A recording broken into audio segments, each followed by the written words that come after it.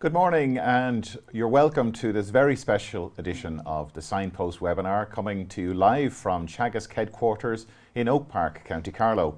We have an action-packed hour ahead of us where we'll be speaking to Don Summers, the overall winner of the Teagasc FBD Environmental Sustainability Award 2025, along with his advisor John Pettit. Congratulations to Don and all of the award winners and all of the finalists. I don't envy the judge's job in selecting the winners. As always, we encourage you to send us your questions using the Q&A tab at the bottom of your screen, and we'll do our best to answer as many of those as we can. So now I'm joined by Siobhan Kavanagh, who's Communications and Engagement Specialist with the Signpost Programme, and Don Summers. You're very welcome to the Signpost webinar.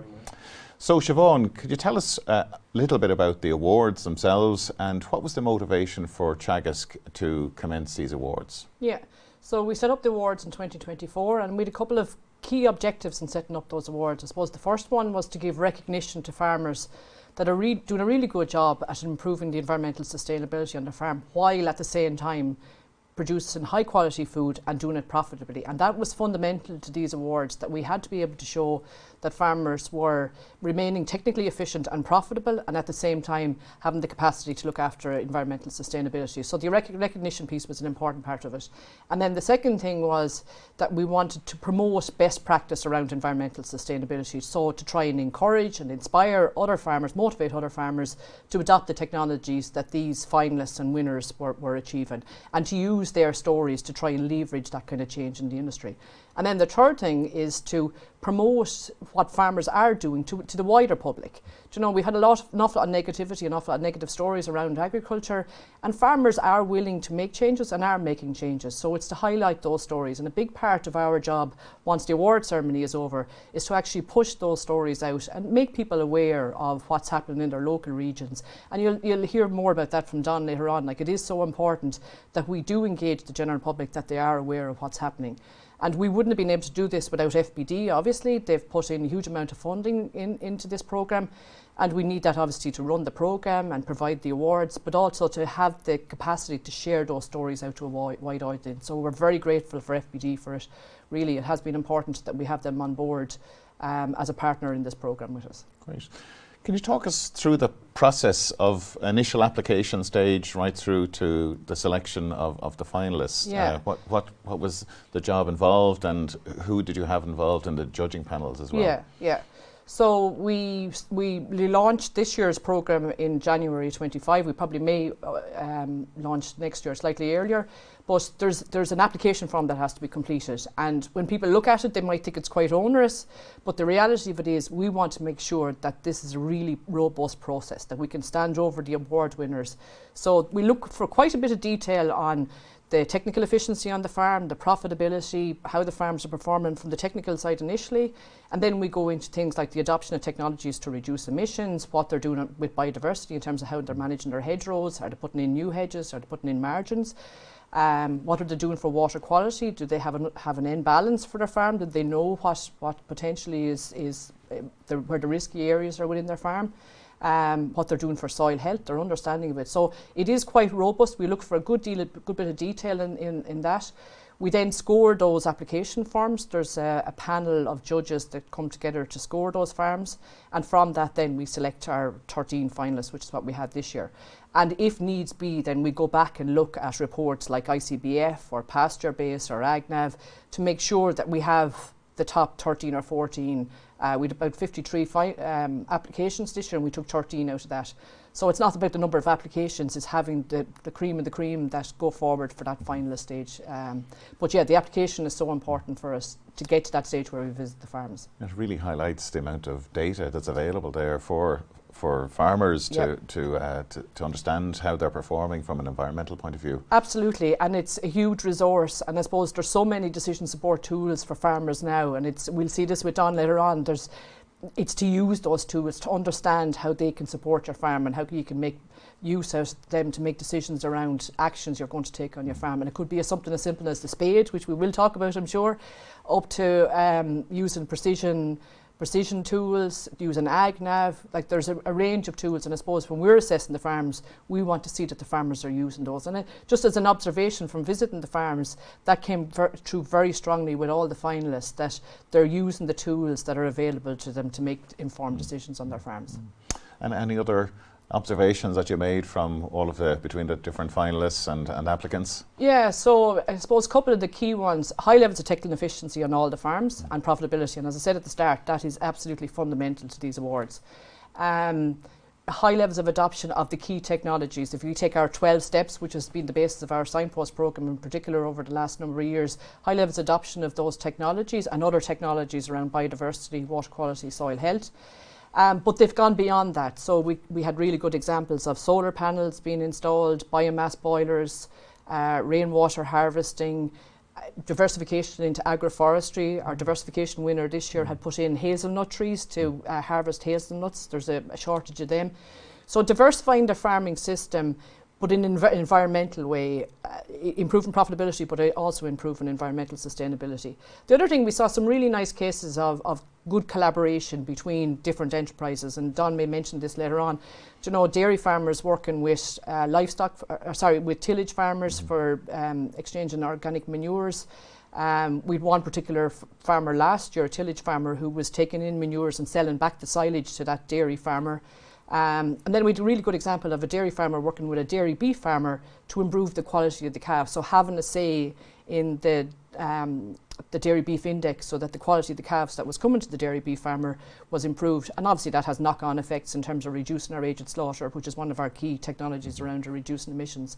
And I think what was really came through on all the farms we visited, and you'll never pick it up in an application form, is the farmers are enjoying what they're doing, and they're enjoying seeing the results of that. Like Aidan Maguire spoke at a conference for us this week, and he's talked about the health benefits from the forestry on his farm. Like, he likes to go down there, it's a bit of quiet time, it's time to himself to reflect on, you know, what's important in life. Other farmers would have talked about being more aware of birdsong on their farm that they wouldn't have noticed in the past. There's huge pride in taking on these technologies and doing it environmentally right, but also have an economic benefit to the farm. So, and the other thing, and I'll finish on this one, is they were all very interested in education and learning and understanding more about what they were doing and why they were doing it. And it was one of the big things for Don, for us. Don understands why he's doing what he's doing.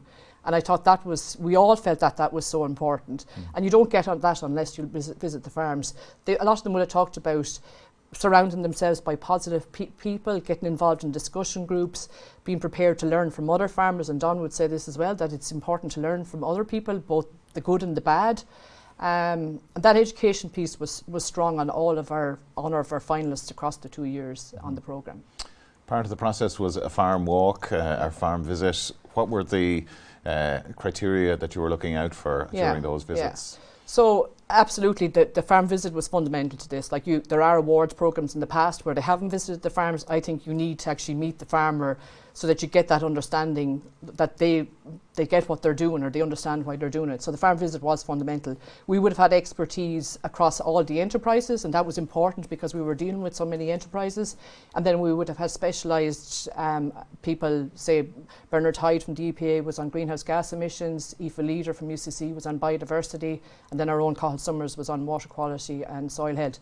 And what we're looking for is farmers making progress in terms of adopting the technologies across the key areas. So technical efficiency and profitability was the fundamental one, but then moving on from that, are they adopting the technologies to reduce emissions? Are they adopting technologies to enhance biodiversity on their farm? So hedgerow management, margins, field size, all that type of thing. And then water quality and soil health. What are they doing to reduce the risk to water quality on their farms, whether that be reducing nitrogen or use of catch crops or improving soil health. So it was very robust. Everybody had a marking sheet, so every farm was marked on the progress they're making. So it's not about, I suppose, inheriting what was good, but it's about developing forward what else needs to be improved. But one of the farmers in particular, I thought he made a really good point. it's not so much what his father did in the past, it's what he didn't do. So he didn't take out hedges or he didn't take out trees. So that is part of the story, but it's also the progress that they're making currently. So excellent. We had a lot of data behind us, and it was a very robust conversation, as Don probably will mention. You know, there was a very strong analysis done of in the individual farms for us to make a decision, which wasn't easy because all the finalists were exceptionally good. There was very little between them. And so there was some tough conversations at the end of this to come up with winners on the awards. And just to finish this piece here, did you look at the social sustainability aspect, or did you make any observations around that on each farm? Of course, there's the financial, there's the environmental, but of course we know and we would have. Yeah, we didn't exclude it. I suppose maybe we didn't mark it as such, but we would have been observing it. And I suppose a couple of things around that. The whole leaving the farm in a better state for the next generation came across very, very strongly with an awful lot of the farmers, and I think Don even mentions it in his own video. It's that wanting to leave a legacy behind was really strongly came across very strongly. That work-life balance was important across all the farms, actually, extremely farms. They were all family farms, and they all had huge pride in their farms. And the other thing that came across was wanting their kids to have pride when they go to school, that they can talk about what their mother or their father or their parents are doing at home on the farm. That was very important. And there was a lot of partnerships actually within the finalists, which was important. We know how important generational renewal is in that whole area. And a lot of them were very open around developing those partnerships and being prepared to hand over to the next generation and having the confidence to do that. And that was very positive. Aidan Maguire spoke about that last week at our own conference. And yeah, it's just building that relationship within the family unit to have the confidence to let the next generation take over. Okay, we're going to pick up on some of those points a little later on. But before we talk to the man of the moment, let's take a look at Don Summers and his family in their farm in Oilgate, County Wexford. My name is Don Summers. I'm a tillage farmer from County Wexford. I farm in partnership with my uncle, and we farm approximately 180 hectares. It's all cereals. We have a rotation of oilseed rape, winter wheat, winter barley, spring beans, spring oats, and we have a small amount of combi cropping of peas and beans together as well. Over the last probably 8 to 10 years, we switched to a min-till system, but as part of that we also started chopping and incorporating straw. We started using more organic manures, and we have a big focus on our soil health, our soil fertility, and reducing our dependence on chemical fertilisers. The most important tool is a spade. When I do get out the spade and look, firstly looking at how the soil crumbles up. Does it break up into large jagged sections which shows compaction, or does it crumble up nicely? In 2018 I was able to avail of a TAMS grant. We fitted a yield mapping system to the combine, and with that then we were able to start mapping our yields and looking at how different parts of the fields yielded in different years.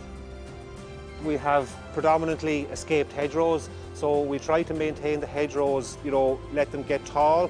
We cut back the sides a bit, to make it possible to farm the land. We've done a number of measures over the last couple of years too with water quality, trying to reduce our impact on the slaney.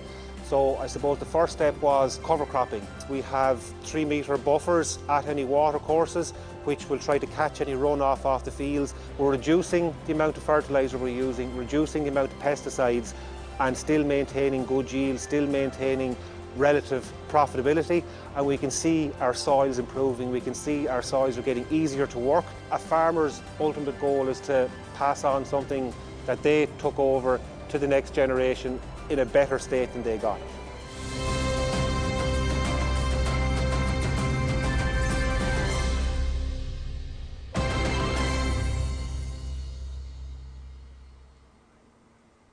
And that was Don Summers on his farm in County Wexford. What a beautiful part of the country. Don, you're very welcome to the webinar. Thank you, Mark.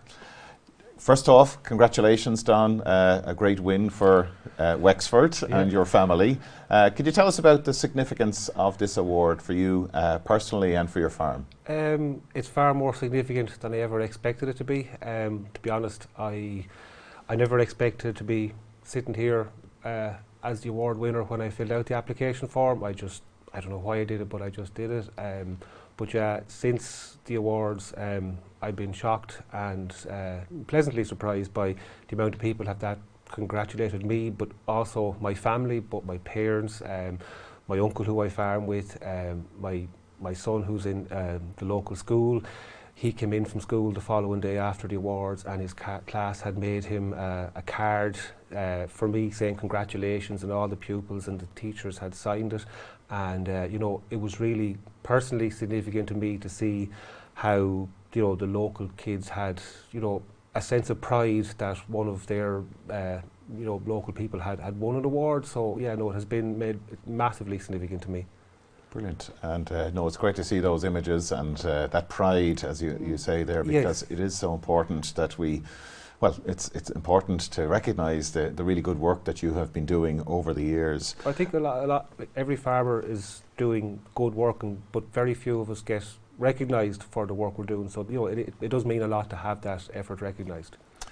And could you tell us about what has motivated you, Don, to go down this path of more sustainability, or focusing on the sustainability, and obviously there's the economic dimension there to that also? Yeah, well, as a farmer, and particularly a tillage farmer, most of what happens on my farm is out of my control. It's down to the weather. So we're completely influenced by the weather and the climate.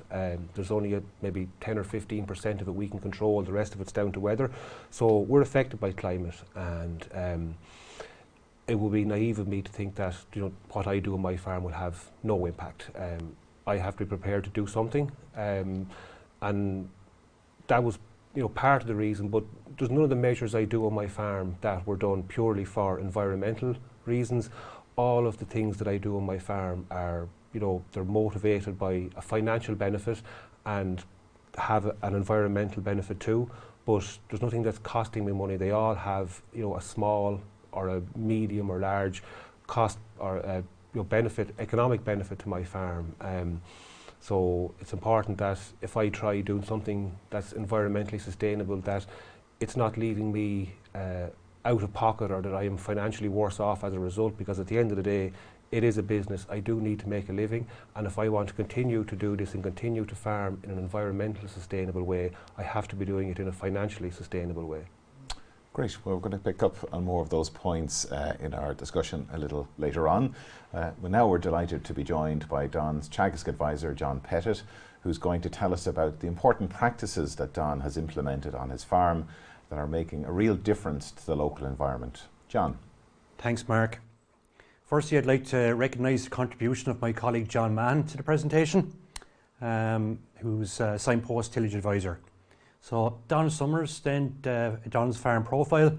Don farms 183 hectares collaboratively with his uncle Jim in a village called Oilgate, which is roughly 10 kilometres south of Enniscorthy in Wexford.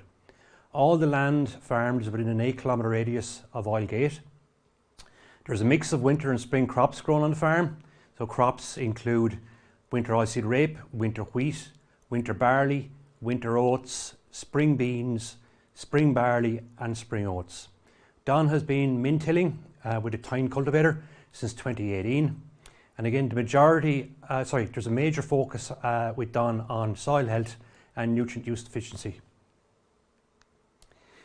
Improving water quality on the farm. So there's a big focus on, first of all, retaining nutrients on the farm. Right? So buffer zones are widely used on the farm, so where they're required, they're implemented. So you're preventing the loss of phosphorus and sediment to drains and ultimately to water bodies. There's also catch crops drilled on the farm. So 100% of the area destined for spring cropping will be catch cropped. A catch crop essentially ensures that nitrogen is uptaken from the soil and it's less prone to being lost to groundwater and surface waterways as well. Again, there's a major, as I was saying, there's a major focus on the farm on soil health.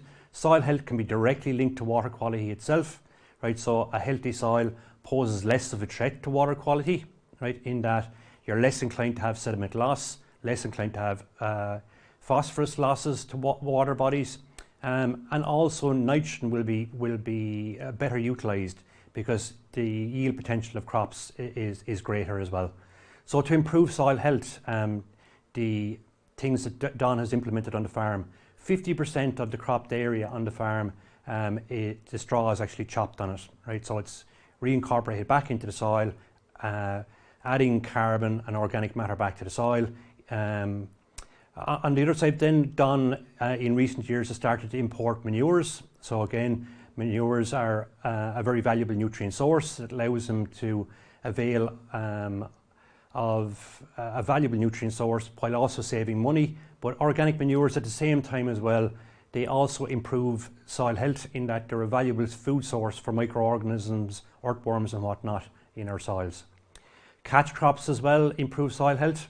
So you've got a plant that literally is like an umbrella over your soil. You don't have the same rain impact, you have less soil slumping. Soils are easier to cultivate come the springtime. But more importantly, you're actually adding a valuable source of carbon back to soils as well and increasing the overall soil carbon pool. Minimising soil compaction. So again, when soils are due to be cultivated, whether it's for a winter or a spring crop, Don will not go into a field until such time as the soil is fit to be cultivated. So he makes every effort to ensure that he doesn't have a negative impact on soil structure, right? At the same time as well, Don also has permanent tram lines on the farm. So with the use of GPS, he's able to use that his tram lines are in the same position within the field every year. So you're minimising the amount of compaction that occurs across the field. Don also, as I previously mentioned, since 2018, is actually min-tilling with a tine cultivator. And again, that brings its own benefits to soil structure as well. On the other side, when it comes to water quality as well, Integrated Pest Management makes its own contribution, or IPM makes its own contribution to water quality as well, right? So again, we don't want to see pesticides in water courses. So Don, at the same time as well, he will minimise the use of pesticides, so they're only used strictly where they're required, right?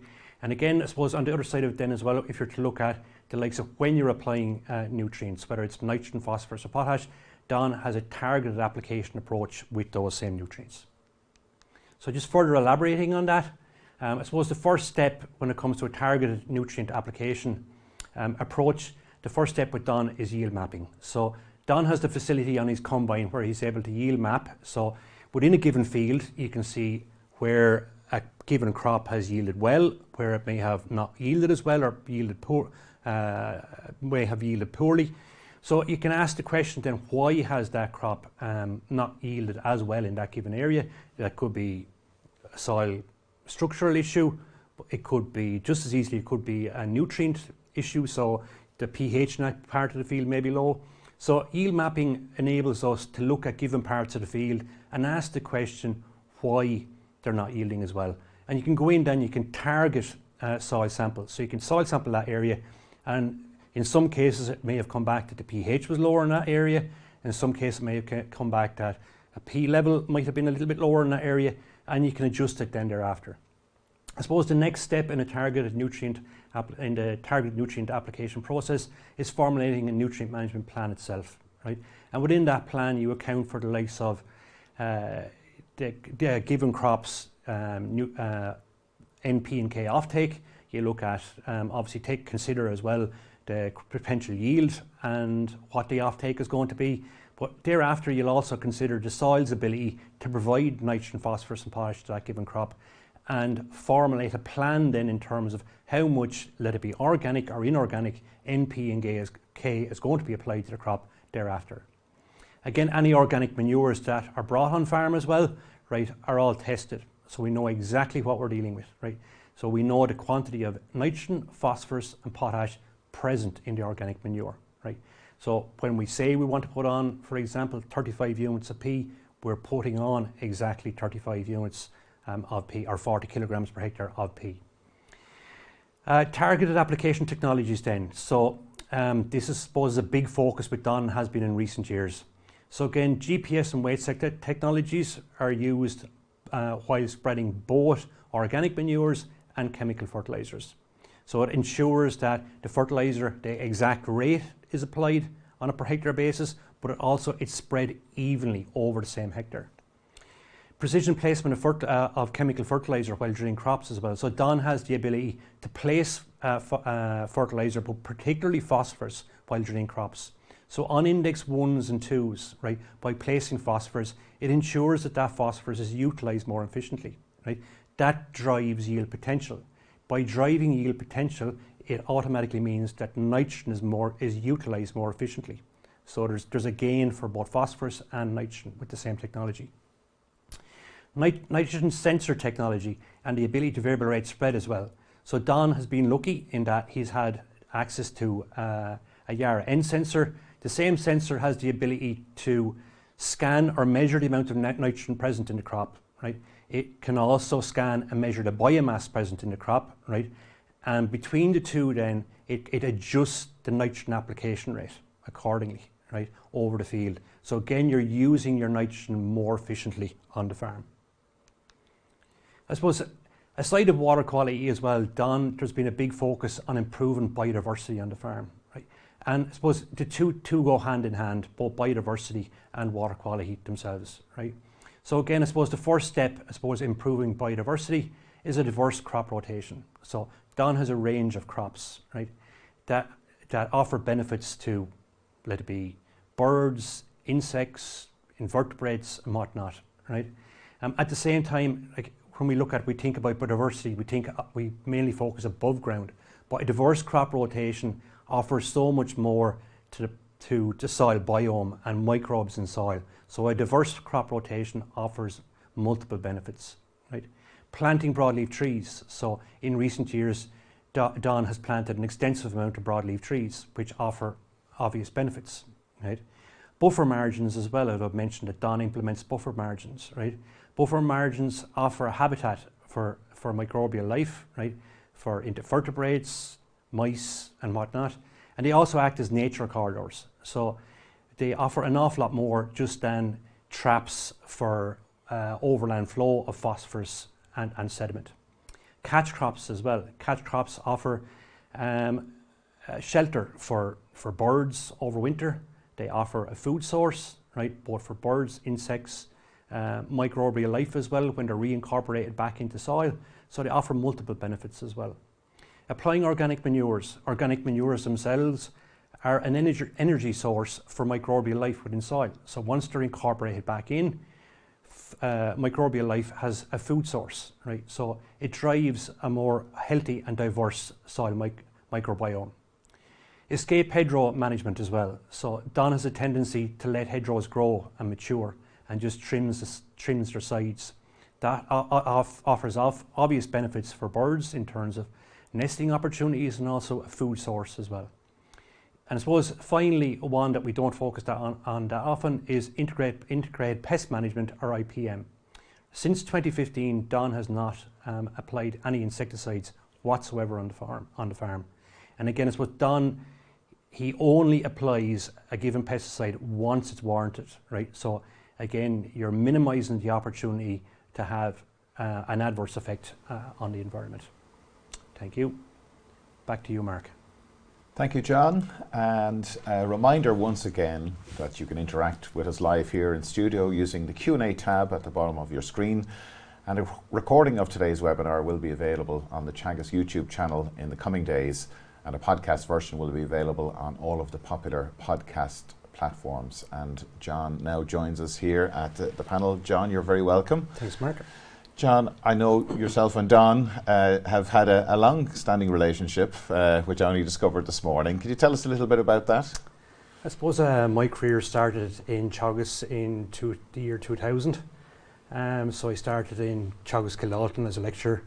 And I suppose the first crop of students that I actually dealt with, Don was actually one of them. So I dealt with Don from his initial days in Kildalton right through to the present day. So, yeah. Very good. So Don, would you call John an inspirational figure in your life? Would that be going too far? He would have been. From the day I went to Kildalton. As I said, John has been an advisor and someone I can, has taught me a lot about farming, but has also been there to, bounce ideas off of, or if I say to John I'm going to try something, he might sometimes tell me, no, I'm mad to try that, and he might sometimes, throw out the economic upsides and downsides and other benefits of doing, or potential pitfalls. So he's always been there. As I said, just the way it happened that I went to Kildalton, and then after I left Kildalton, he ended up becoming a local Teagasc advisor, and so I said I've known him for a long time, but yeah, he's a good resource to have on my side.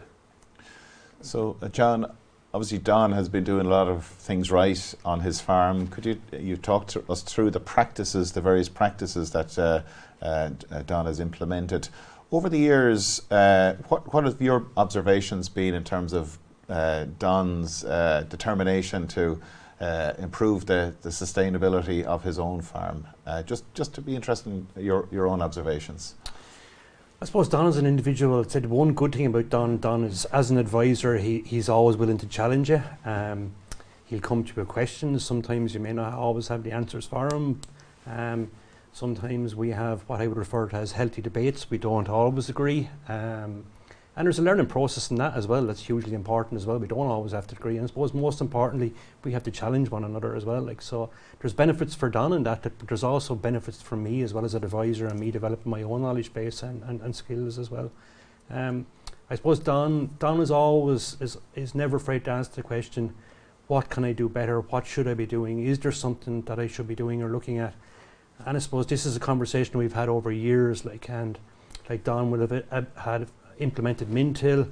I suppose our organic manures would have been brought on board in recent years, and we broke it down, looked at the financial benefit of everything as well. So Don earlier on alluded to the fact that everything is looked at from a financial perspective as well, and it has to make financial sense. So like every move you take when it comes to business, and that's not just farming business, it's any business, it has to make financial sense as well.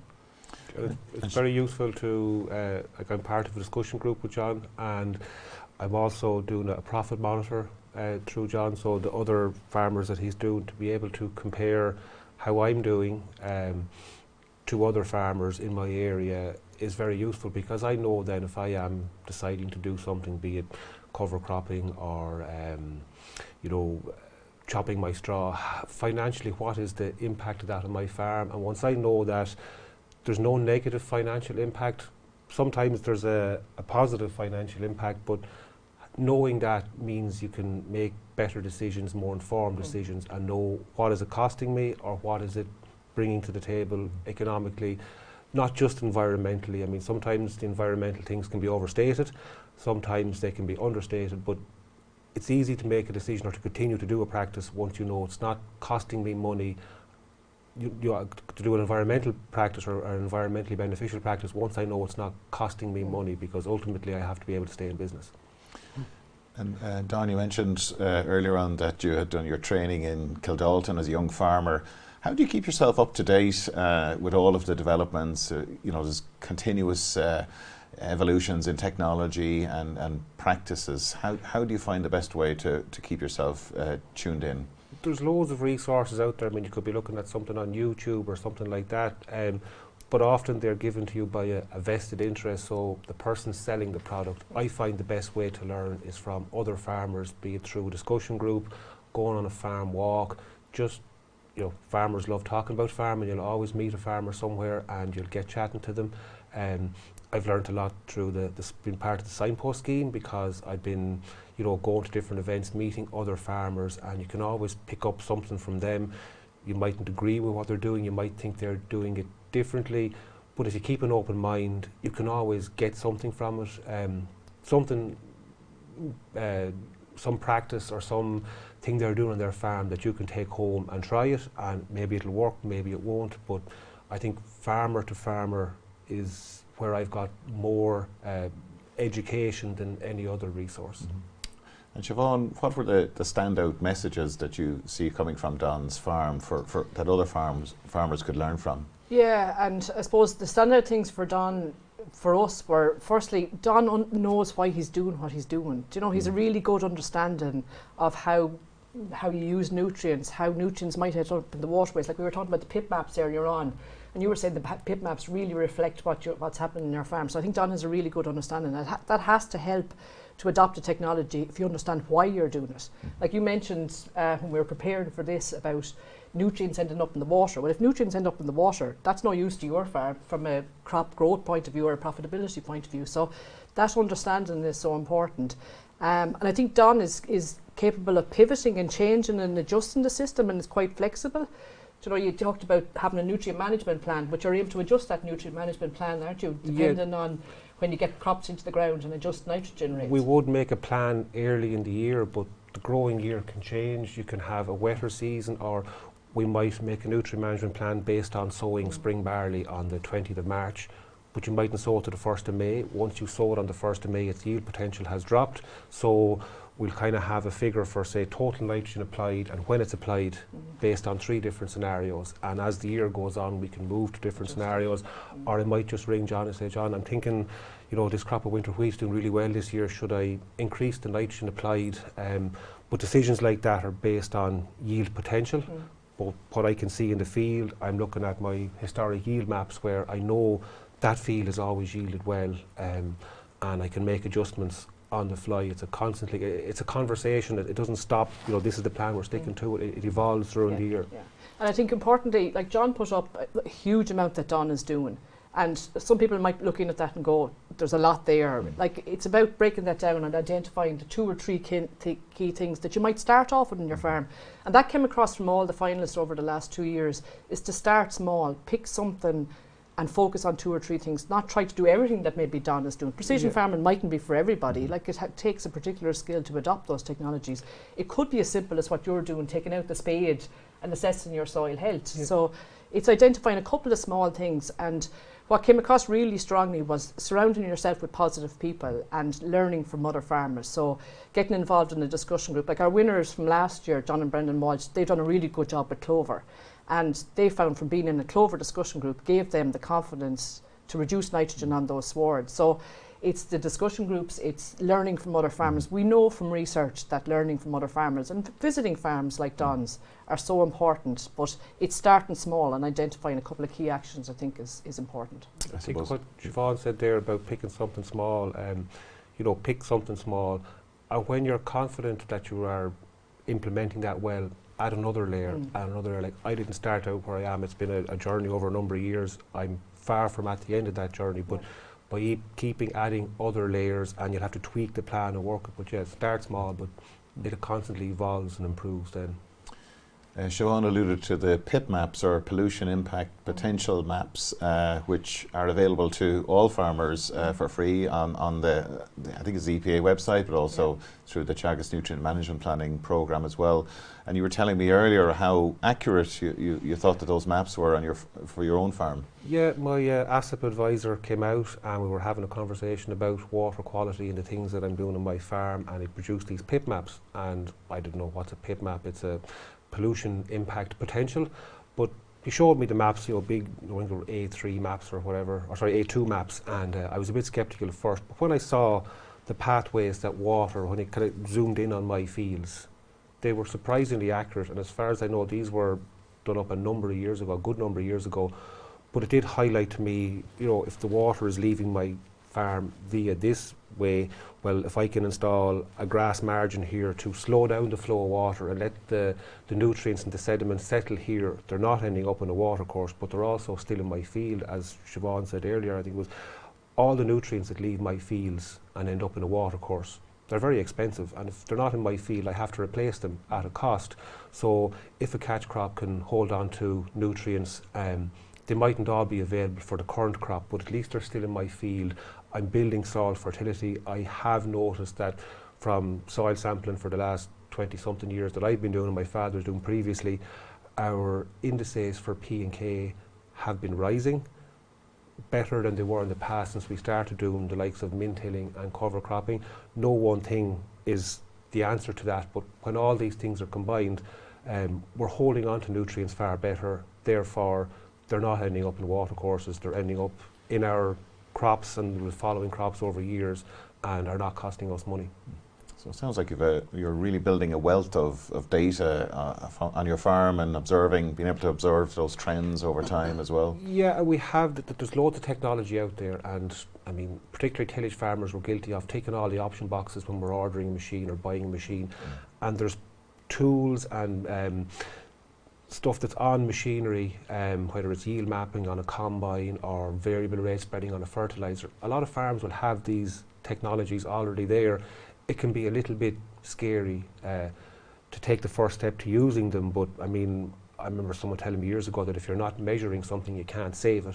So by measuring what's coming off particular parts of the field, I can see, you know, if a high yielding part of the field warrants putting extra fertiliser on it, extra nitrogen on it. If there's a low yielding part of the field, if a soil test shows it's not a nutrient deficiency, it's just a natural restraint, whether it's the soil type or whether it's shaded. I mean, there's no point. Extra fertiliser won't solve the problem if it's not a nutrient deficiency. So reduce the fertiliser where it can't be used, apply it where it can be used, and by doing that, like, we are saving on fertiliser costs.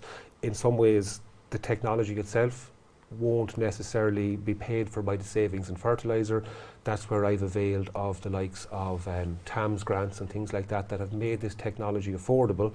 And then if you invest money in something, you're going to find a way to use it. So I've invested the money in it. I'm trying to get the most out of it, to get the most I can back from it. Fantastic. We have some questions coming in from our audience. John, if I could ask you, first of all, a question here in relation to catch crops. Do they result in a requirement to plough rather than min-till, or how does it fit with that ambition to reduce the amount of tillage on the farm? I suppose a lot of the larger scale arable farmers at this stage are min-tilling.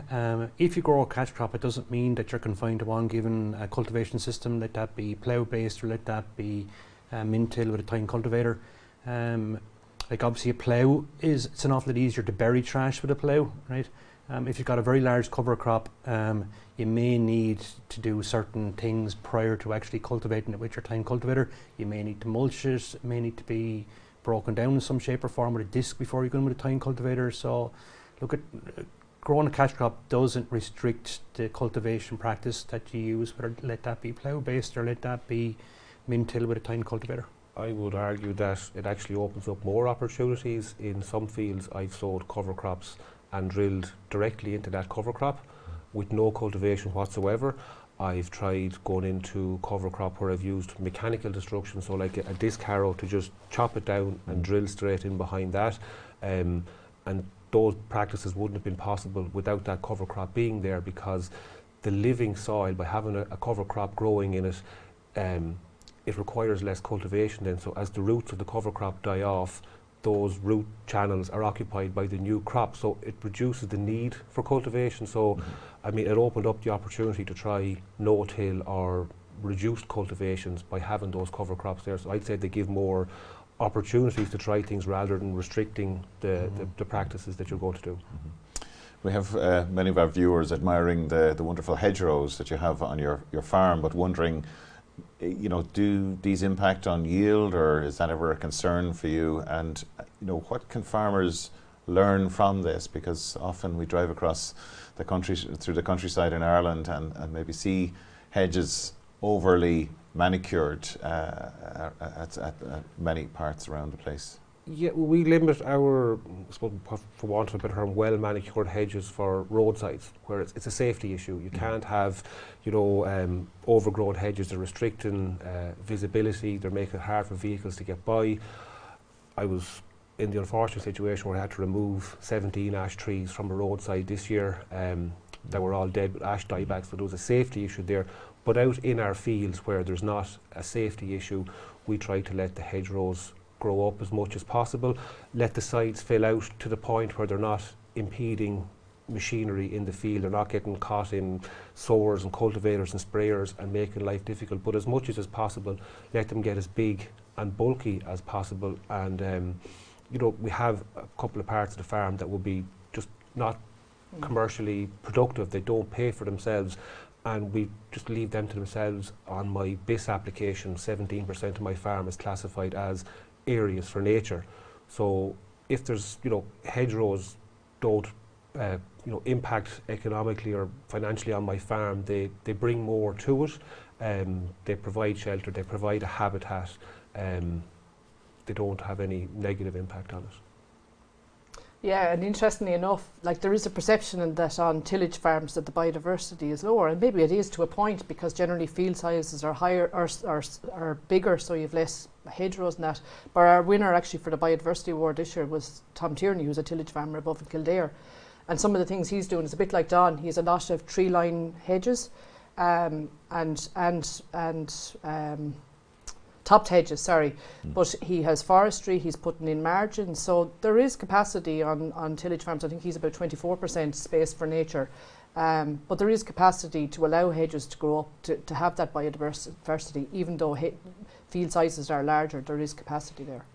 I suppose as well, on top of that as well, if you're to look at the benefits, like Don actually hasn't employed an insecticide since 2015.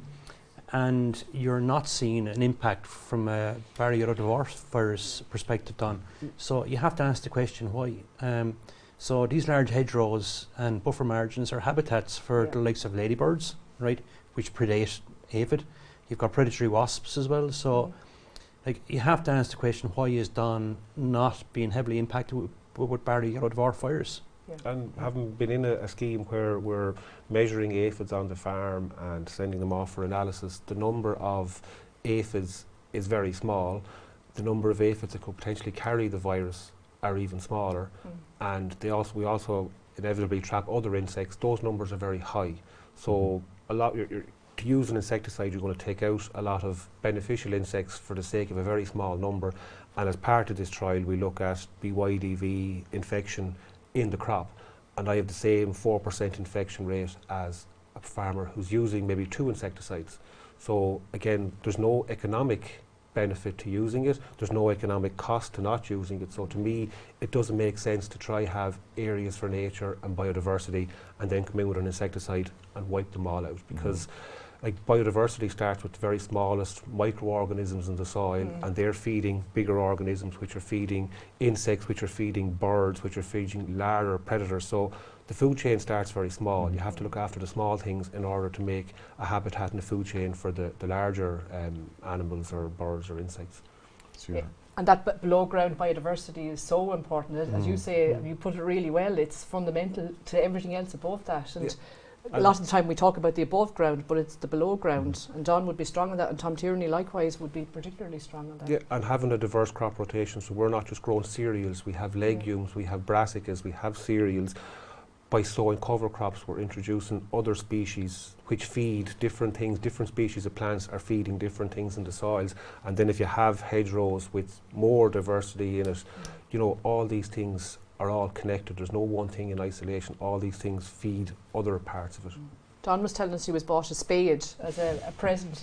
Yeah, well, I've always had a spade, but I think you might have seen the video there. There's a bit of tape holding the handle onto it. So yeah, I've been given my wife got me a good quality spade. So it is a very important tool on the farm, just to go out, dig down, see what's going on in the soil, see are there earthworms present, are there signs of microorganisms, and so I think it's referred to as a vest test, but in its most basic form, it's going out, dig down, see what's happening under the soil. That might dictate that, you know what, this field is not dry enough to go in and cultivate and to start, so hold off, or do I need to do a remedial action? Sometimes where I dig down with the spade will be dictated by the yield map. We look at the yield map, why is this part of the field not yielding? The spade might tell you why it's not yielding.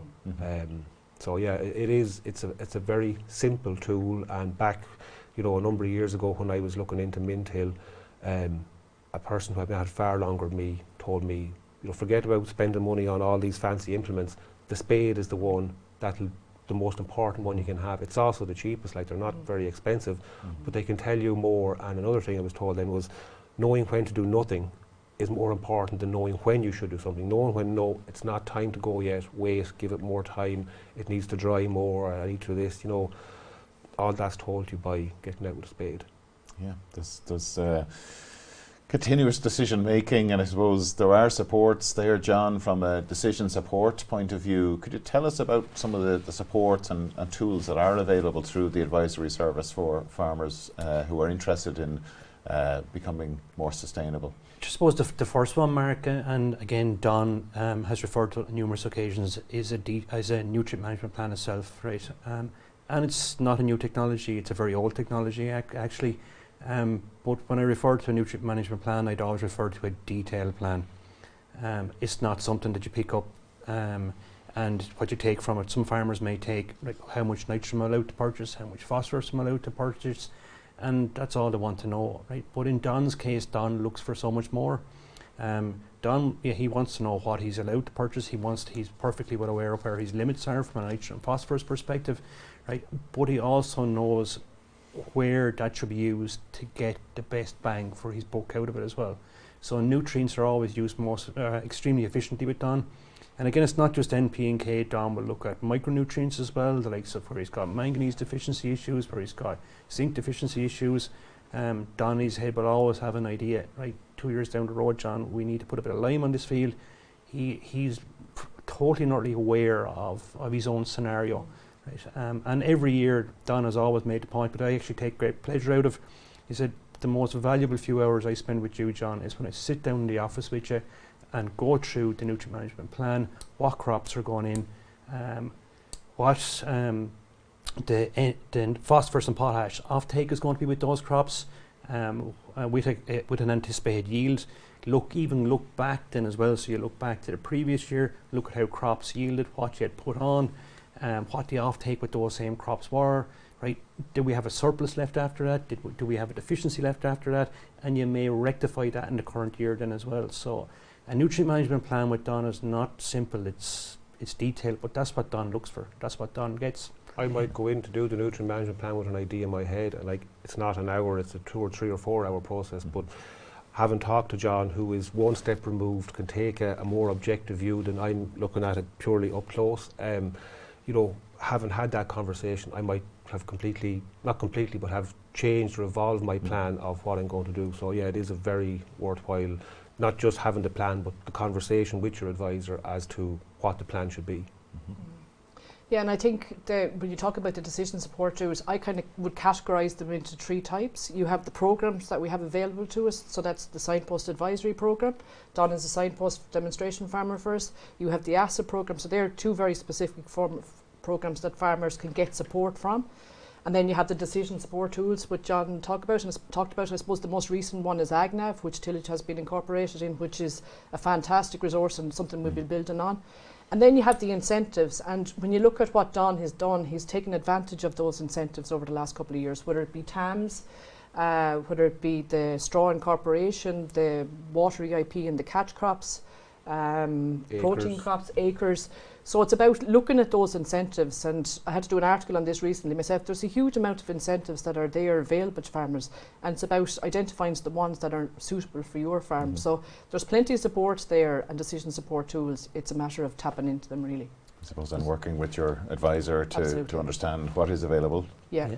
And there's, I suppose there's one as well that we can't forget, Mark, and Don has alluded to on numerous occasions as well, and that's profitability. So a profit monitor, like, and I suppose you can look at all the measures that Don has implemented, and you could say, well, how is that affecting his bottom line? Well, I suppose within the discussion group that Don's in, I've actually done in the last week or that, I've done 4 profit monitors within the group, right? And if I'm to look at Don's, all 4 individuals within the group grew wheat, winter wheat in the year gone by. Don's yield of winter wheat is actually the highest among the 4, right? And even when I look at Don's bottom line is extremely favourable in comparison to the remaining 3. So what Don is doing, like, it's not having a negative impact on profitability. If anything, it's having a positive impact. And even when you're talking about profitability, you know, all tillage farmers are comparing, you know, how many tonnes to the acre did your crop do? Tonnes to the acre doesn't necessarily equate to profitability. For example, on my crops of spring barley, I'm using organic manures, and they're making up approximately 60% of the nitrogen it gets. They're making up about 50% of the P and 100% of the K. And there's a massive saving to be made there. So when you actually look beyond the yield and see how they compare, look at the profitability, if my costs are much lower and my yields are comparable, that's an environmental measure that's making me far more profitable, not just, you know, by reducing my reliance on chemical nitrogen. And just on that, Don, do you think that there's greater opportunities there for cooperation between livestock and tillage farmers, and how do you think that could be so better supported? There's definitely massive opportunities there, because ultimately we're all interdependent. I'm producing 60% of what I produce ends up as animal feed, which is required by the livestock sector. They're producing a waste, but they're buying straw off me as well. They're producing a waste product which I want to get onto my farm as in organic manure to build organic matter levels in my soil. What I do with a number of farmers that I in my locality is I will swap straw for dung. So I sell an amount of straw. Not everyone wants to do it, but there's some farmers that say, you take my straw at no cost and give me back the farmyard manure, which I then spread in my field. So it's mutually beneficial. The likes of the poultry manure that I import onto my farm, those chickens are fed, hopefully, fingers crossed, native grain, Irish grain, which I'm producing, and I'm taking the waste product back in order to produce more. So it's like a circular economy. It benefits everybody. You know, any ways that can help farmers work collaboratively for mutual benefits should be encouraged, and if there were support measures or, you know, networks that could be created to do that, I think they will be all the better. It would benefit everybody. Lots and lots of congratulations coming in, Don, and even we have a viewer in Edinburgh congratulating you on the great work that you're doing. And we have a few particular questions here from our audience, just around insecticide. Does that include not using slug pellets? I was put about insecticides. I was talking about, say, insecticides applied with a sprayer. I do reluctantly use slug pellets. Now, I'd be talking probably 1 year in 4 or 5. There are certain scenarios where they can't be avoided. I mean, I have had, there was, for example, in 2024, it would have been the autumn of 23 for harvest 24, I didn't apply any slug pellets on oilseed rape, and out of the 45 acres of oilseed rape that I sowed, only 15 acres made it to harvest. So now, if I had a crop of oilseed rape, and this year I got away without using them, but if I had a crop of oilseed rape that was struggling under slug pressure, I would use slug pellets because, you know, I can see a benefit. I can see, like, if my crop fails, what's the environmental benefit of applying fertilizer and seed to a crop that I'm sowing, having that fail and having to start all over again? So it is a balancing act. Yeah, I use slug pellets, but probably 1 in 4 or 5 years on 20% of my crops. So maybe there needs to be some research done on natural solutions or nature-based solutions for controlling your... There was a product there that was supposed to be more environmentally benefited. I can't remember the name of it, but it was taken off the market. I did try to go down that route if there was something that had a, you know, an environmental benefit. I do observe the buffers next to watercourses and stuff when I apply the pellets, but at the moment we only have one option. Like I said earlier, it's easier to make the decision on insecticides because I'm not seeing an economic or a practical benefit in using them, but at the moment we don't have a better option. Sometimes I will try to, say, on a crop where you have a lot of slug pressure is a crop of winter wheat after oilseed rape. So if I can go in, say, 3 to 4 to 5 weeks before I'm going to sow the following crop of wheat and mechanically remove that volunteer oilseed rape, which is a food source for the slug. So go in with a disc harrow, remove the volunteers that are feeding that slug population, remove the eggs of the next batch of slugs, I can usually get away with no slug pellets needing to be applied, but sometimes weather or things get in the way and you can't do that, and you just have to, you know, make a decision, what's the best thing I can do in this scenario. Brilliant, brilliant. I know you're going to be welcoming people onto your farm sometime next year. We're still finalising dates, but I'm sure that'll be a date that people will want to put in their diaries for the year ahead. And just want to say congratulations once again to you and your wife Gillian and your son Connor. I mean, it's obviously a team effort that it takes to make these things happen. Thank you, and I'd like to thank everybody who has congratulated me and my family over the last, whatever, 6 or 8 weeks. But yeah, it is a family thing. It's not just me and my wife and my kids, it's my parents. I farm with my uncle. So my Uncle Jim that I farm with, you know, has as much to do with this as I do. Back 20-something years ago, my father signed over the farm to me to let me do it in the way I chose to do it, and has always been supportive of the things. He didn't always agree with the decisions I wanted to make, but he was always supportive. My mother will bring dinners to the field and stuff like that during harvest and all. So yeah, it is a family effort, and we all take a part in it. Fantastic. And Siobhan, before we finish up, could you tell us about next year's competition and how people could...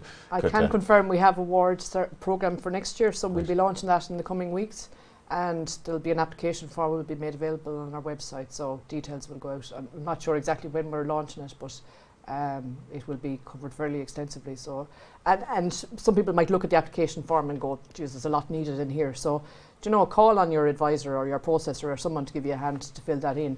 But if you don't put it down in the application form, we can't assess the farm properly, and I think that's really important. So yeah, we will be announcing it in the next couple of weeks for 2026. Fantastic. And John, thanks for joining us this morning and sharing us the details of Don's farm. And no doubt you'll be getting lots of phone calls for your clients over the next weeks and months. So thanks for joining us this morning. Thank you, Mark. So that brings us to the end of this morning's webinar. Our thanks to Don for sharing his inspirational story, which I know we all will take something away from. Before we finish, I want to thank the Teagasc digital production team here in Oak Park for hosting today's webinar. Next week we'll be joined by Philippe Javier Aguera Nouri from Trinity College Dublin, who will be discussing farmer adoption of measures that reduce greenhouse emissions and the use of chemical fertiliser. Until then, have a great weekend.